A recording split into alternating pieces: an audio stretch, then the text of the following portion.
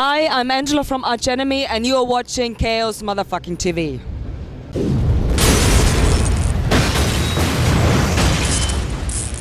So, hello everyone. We are here in Tuska in Helsinki, Finland with Angela from Arch Enemy. So, first off, hello and welcome to Chaos TV. Hello, hello. Yes, thank you very much. It's a very, very warm day. So, you just played a show here at Tuska. How did the gig go? It's been awesome. I literally can't believe that people are still out there raging because they are literally fried. It's about 36 degrees and it's scorching sun, and we had the full-on sun on stage, so it felt a bit like, you know, performing in Dubai out there in the desert, you know, and working out really hard and shouting at people at the same time.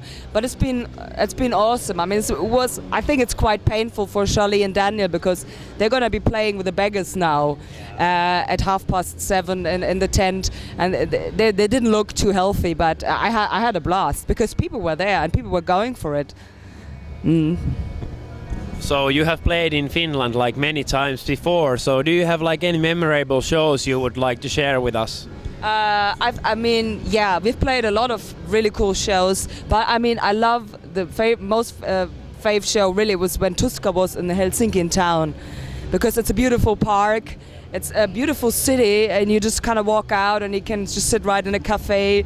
And first time Tuska, I couldn't believe it, you know, it's just been such a perfect setup, and like in the middle of a city. You did never see that in any other country. Like Finland really embraces metal. I think that's awesome. So that was, I mean, that made a huge impression on me the first time Tuska we played, which I don't know, was like maybe 2003 or 2004 somewhere. It's been a while. Yes. So you just released your new album and it has received like pretty good reviews among the press. So have you guys been pleased with the feedback it has received so far? Yeah, I mean, we kind of do what we want to do, so we don't pay much attention to reviews. I'm very sorry. I know some people really put a lot of work into it, but for us it's like, we are Arch Enemy, we sound like Arch Enemy, we know that the people who love Arch Enemy are gonna love that album, and that's what counts for us. And we got extremely positive feedback.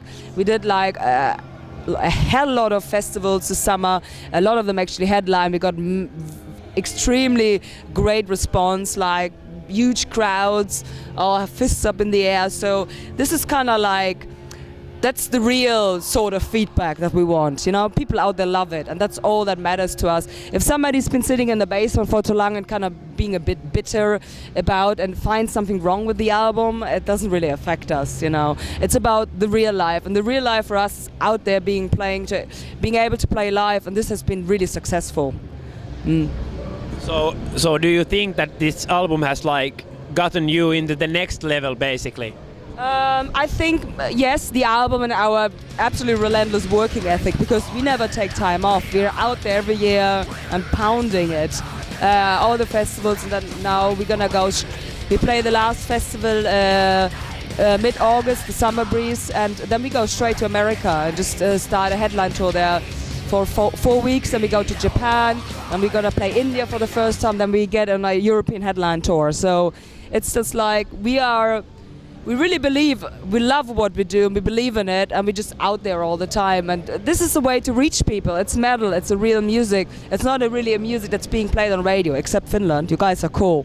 But nobody else plays on radio, so you have to play live, and that's what we do. And this kind of gets you, you know, we're not Volbeat, we're not an overnight success. We have been like doing little steps, but we're doing it for over 10 years now, so we're doing well by now.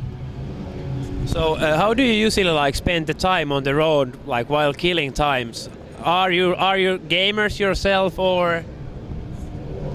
There's no killing time for me because I manage Arch Enemy, so everything we do is born in this brain. Oh, okay. So it's the full, you know, tour pre-production, tour booking, what you've seen on stage, the stage sets, the clothes we wear. We have projections on headline tours, all the finances, the budgets, it's all me. So my brain is going 24/7, literally. I manage 4 hours sleep a night at the moment. That's how busy I am, because we're gonna be doing the American tour, and that's very intense in pre-production. The visas alone are just hell. you know, and you know, it's a country far away, so you have to get all the gear together, the crew together, the flights, the tour buses, anything that makes a tour happen, it's me. So no killing time for me. When I have time off, and it literally sometimes happens that I work up to 30 minutes before the show. I'm just answering emails and trying to get a grip on that day's workload, and then I do my 10 minutes, 15 minutes vocal warm-up and put on my stripes just to get into that mood, you know, because I have to switch like that. And what absolutely helps me is like great fans, because you get on stage and I am Angela fucking Gossow, and I'm not the person who's just been wearing glasses up to now and looking at budgets. So I really need the love of the fans sometimes, just to be able to just switch, you know. So have you ever been like close to burnout, since it seems that you are like working basically 24/7? So I think I've been rocking a burnout for the last couple of months. Maybe it started around the mid of 2010. I noticed it because I got serious sleeping problems, and I've never had that before. So I think because it just goes round in your head, it's too much. And I've experienced some health problems. Like I've had bad acid reflux for months. This is a sign. But there's burnout, there's different steps. The first one is that it kind of the body gets more sensitive. That's why I'm at. The next step is you get into deep depression. You can't crawl out of bed anymore. I'm not. That's a good thing. I'm not prone to depression. So I'm in the first level of burnout, I think. I can definitely tell. But I know that from the mid 2012 and 2012 on, we're gonna take it more easy, and I'm gonna get more time off then. And this is kind of, so it kind of keeps me going. The fact that we have a lot of just great things happening. I'm really enjoying it. And B is I will have some time off at some point. So I'm just not a person who. I never give up, you know.